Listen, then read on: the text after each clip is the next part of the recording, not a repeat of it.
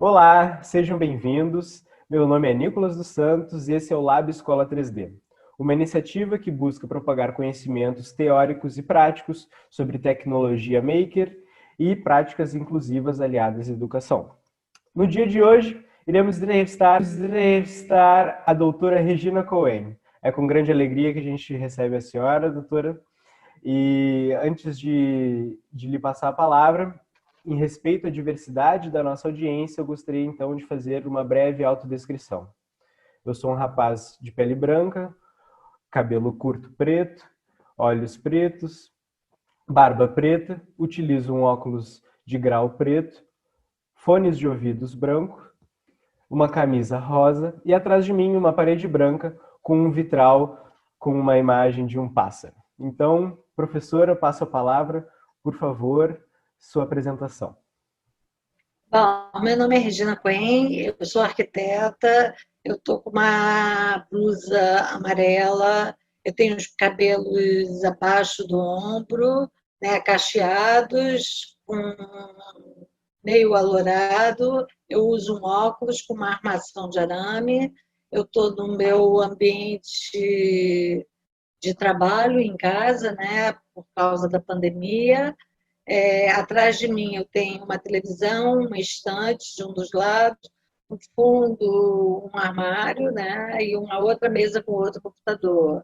Eu sou cadeirante, me locomovo em cadeira de rodas há vários anos, não era, eu adquiri a minha deficiência em consequência de um acidente automobilístico. Então é isso, sou arquiteta, formada pela Universidade Federal do Rio de Janeiro. E trabalho com acessibilidade há muitos anos, né? Desde que eu me formei, alguns anos depois foi o meu acidente, então, a partir daquele momento, quando eu fui voltar à minha vida normal, eu comecei a sentir as dificuldades e passei a me dedicar à acessibilidade, porque eu achava que eu acho, né, que eu tenho uma grande responsabilidade e a universidade não me ofereceu nenhuma orientação, nenhuma formação desse tema. Né? Aí, quando eu vi, eu falei, eu tenho que fazer alguma coisa. Né? É isso.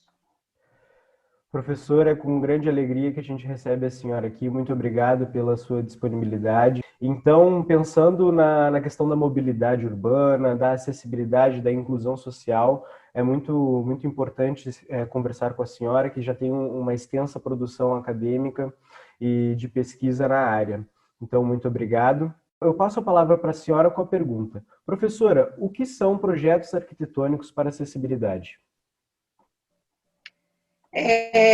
Bom, muito interessante a tua pergunta. Eu queria complementar só antes de responder a tua pergunta, Nicolas, que quando eu terminei a minha defesa da dissertação de mestrado, eu convidei para minha banca o prefeito da cidade do Rio de Janeiro, é um arquiteto, né? E a presença dele, na época estava se trabalhando o projeto Rio Cidade, a presença dele na banca gerou um grande interesse. Foi, na verdade, não havia necessidade, porque eu já tinha número de membros suficiente para a banca, mas eu chamei ele porque ele foi o mentor do projeto Rio Cidade e a minha dissertação foi sobre isso.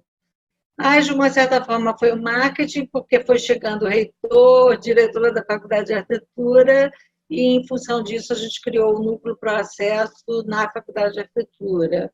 E dizer que isso gerou, assim, nós criamos, foi pioneiro, foi um projeto pioneiro na UFRJ, nós criamos a disciplina optativa ainda, foi a primeira universidade a criar um núcleo dessa natureza, né? Hoje a gente já tem vários, né?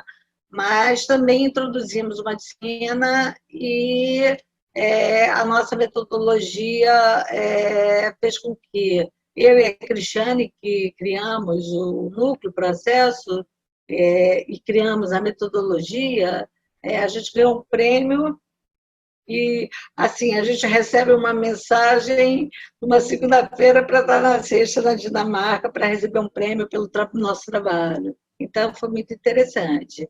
Agora, a questão da acessibilidade aos espaços arquitetônicos.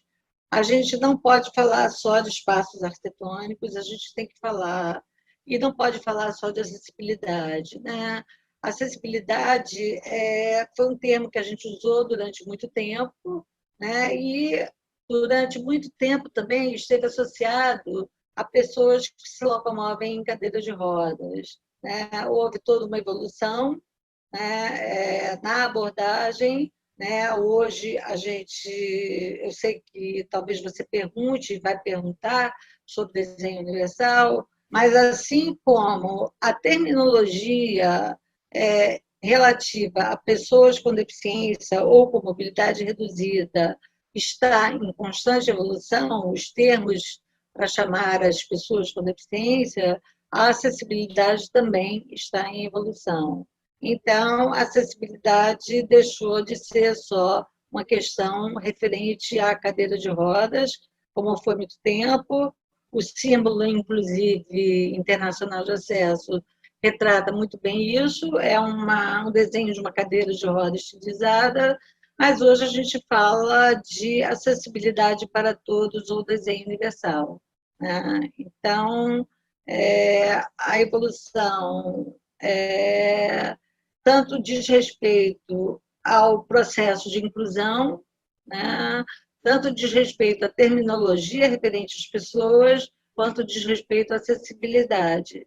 E quando a gente fala, a tua pergunta, acessibilidade a espaços arquitetônicos, são vários fatores, são muitas coisas a serem levadas em consideração. A gente não pode dissociar a arquitetura do espaço urbano, porque você tem que ter um outro conceito muito importante, além do desenho universal, que a gente vai falar daqui a pouco,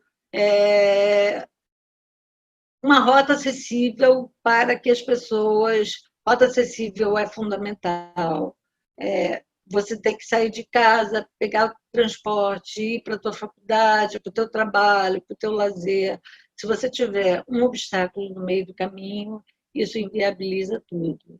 Agora, pensar na acessibilidade para os espaços arquitetônicos especificamente, é a entrada primeiro, o acesso, se a edificação tem mais de um andar, você tem que prever elevador, rampa, você tem que ter a sinalização para as pessoas com deficiência visual, auditiva, os funcionários têm que ser treinados.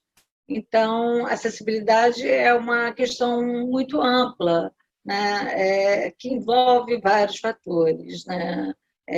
Os espaços têm que estar plenamente acessíveis em todos esses fatores. Segundo a campanha Calçadas do Brasil 2019, estudo produzido pelo portal Mobilize Brasil sobre as calçadas brasileiras, abre aspas, a avaliação média dos equipamentos necessários a uma jornada confortável e segura nas capitais brasileiras é de 5,71, quando deveria ser pelo menos 8, fecha aspas. Aqui mostramos o gráfico de condição das calçadas retirado de reportagem no portal do Senado Federal.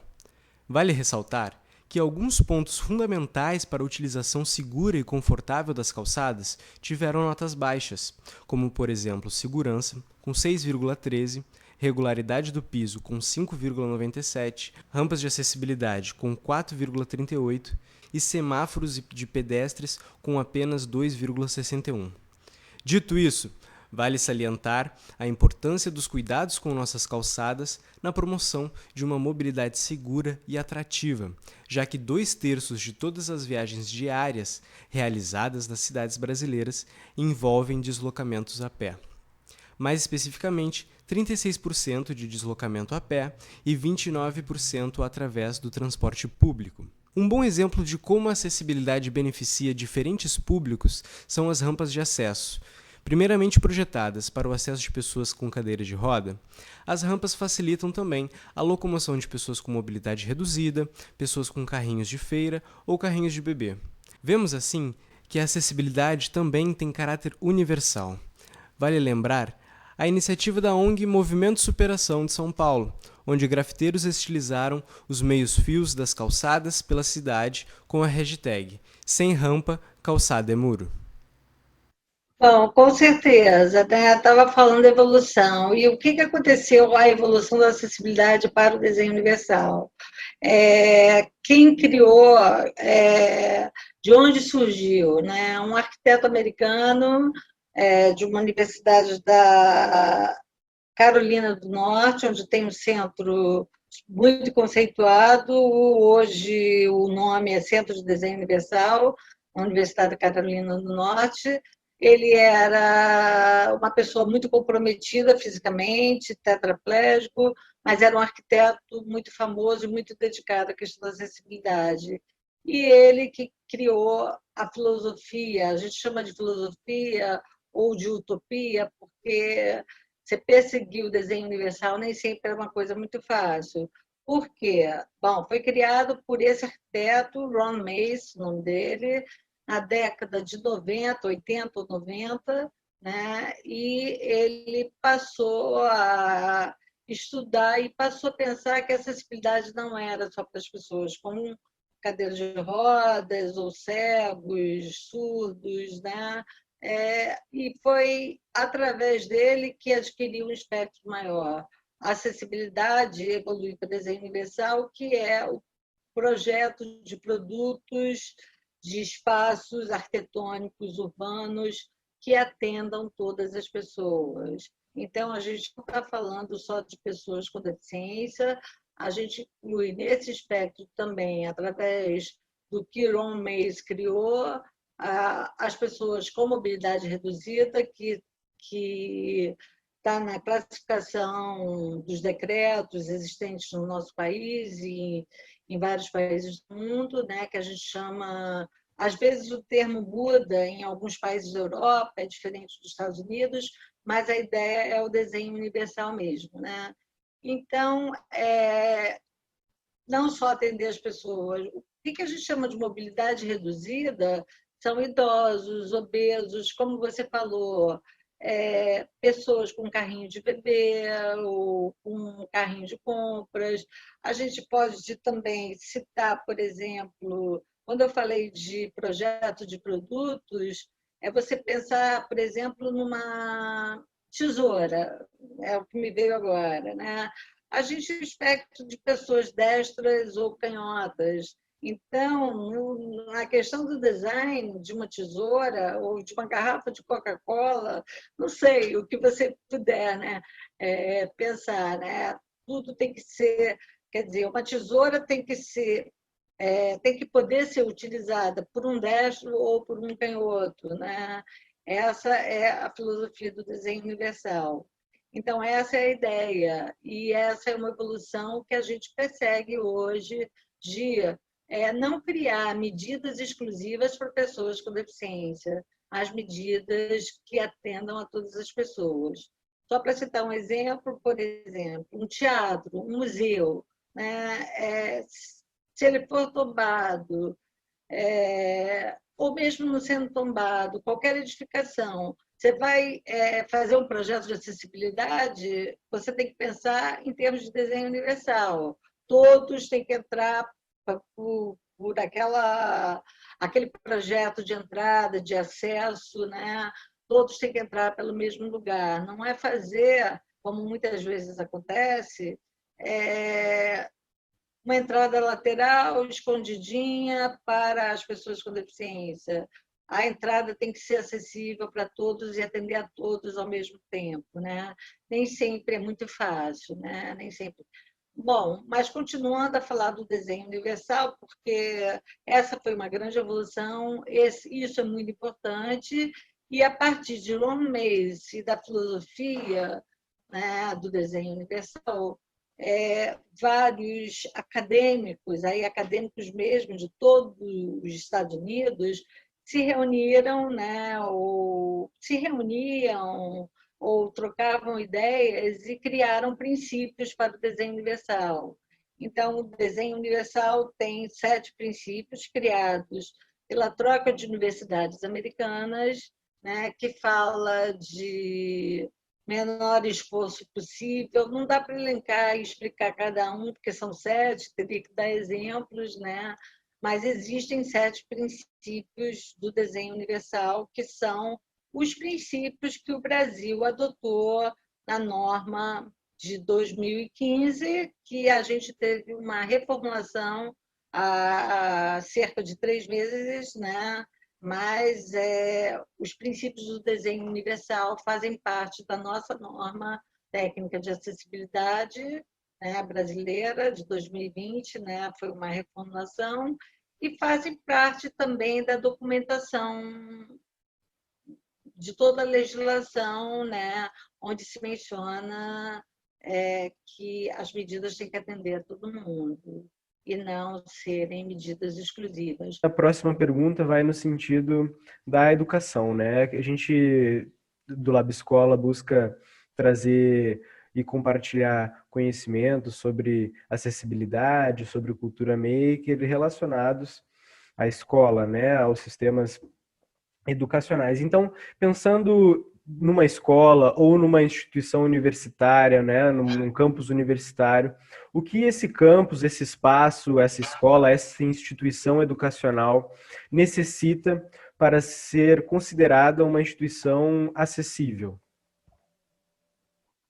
Nossa, vou tentar ser o mais ampla, porque essa é uma discussão que a gente está tendo no Conselho Municipal de Pessoas com Deficiência do Rio de Janeiro e no Brasil todo, com as medidas que estão sendo tomadas agora, há pouco tempo, né?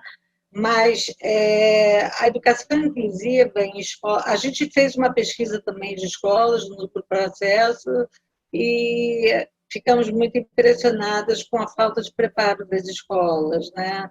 Mas no Conselho, no Rio de Janeiro, a gente tem são representantes de secretarias, né? Tem a representante e presidente, diretora do Instituto Helena de Koff, que trabalha com educação inclusiva em escolas. Ela tem uma bagagem muito grande e ela nos dá o relato de como isso está sendo trabalhado. Mas, na minha opinião pessoal, tanto com relação a escolas e universidades, e com tudo em geral, né, que a gente pode extrapolar para outras áreas, né, o que é necessário. Em primeiro lugar, e aí eu vou te falar o que a gente estava conversando nos bastidores, é o tripé que eu considero fundamental e que a gente tem adotado em palestras, né, e tem falado. Vontade política é a primeira coisa de toda, né? Vontade de fazer iniciativa para os gestores tomarem as medidas necessárias que sejam próprias, né, para tornar os espaços acessíveis, e a educação inclusiva depende muito disso, né? Se não houver iniciativa do gestor, nada acontece. Vontade política, o primeiro ponto do tripé. O segundo ponto é a formação do profissional, né? E aí eu não vou me restringir, eu posso falar até do profissional arquiteto, do espaço físico, mas da formação profissional dos profissionais que vão atender crianças ou universitários com deficiência, né? Tem que ter um preparo para saber lidar com as pessoas nos espaços de educação, tem que haver, e isso, se não houver, você invalida todo um esforço. E o terceiro é qualquer projeto ter um envolvimento da pessoa diretamente afetada por aquela questão, né? Pela questão da educação, por exemplo, né? E você deve saber, Nicolas, que o lema das pessoas com deficiência é nada sobre nós sem nós, né?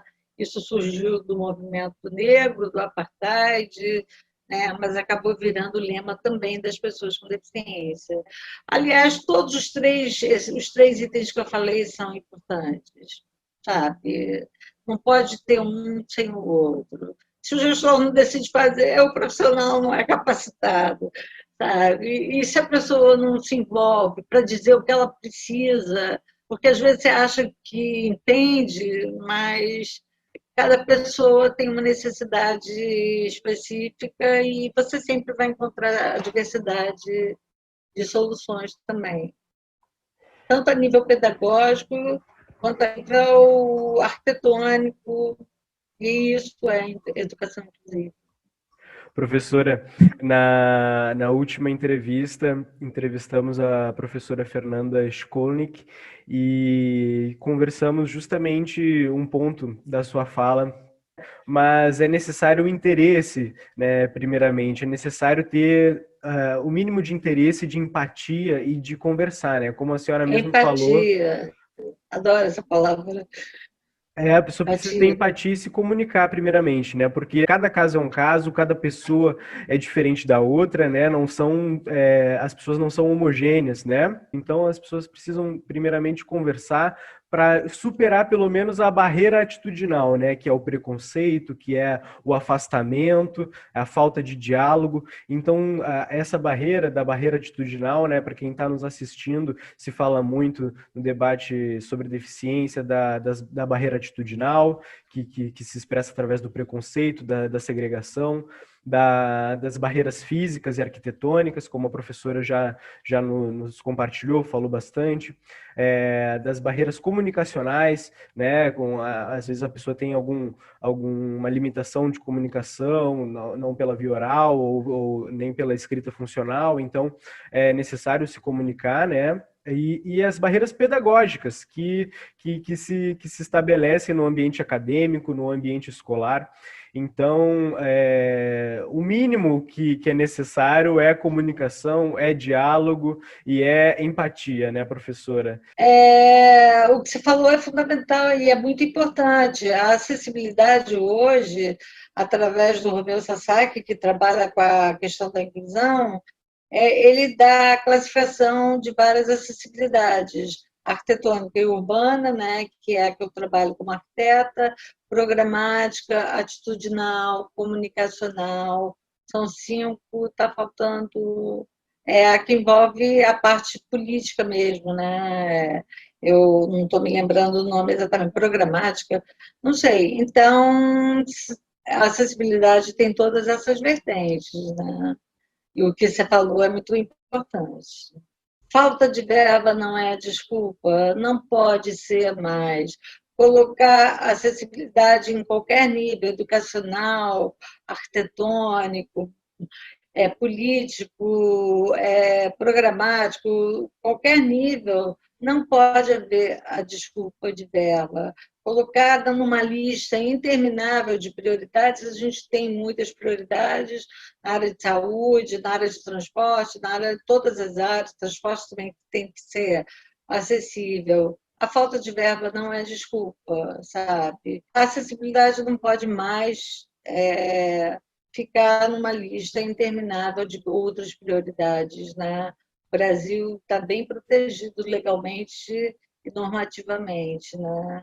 Então, tem que ter verba destinada especificamente para resolver a questão. Então vamos dar tchau para a nossa Agradeço. audiência, para quem está nos assistindo. Tchau, pessoal. Até a próxima entrevista. Valeu! Até logo.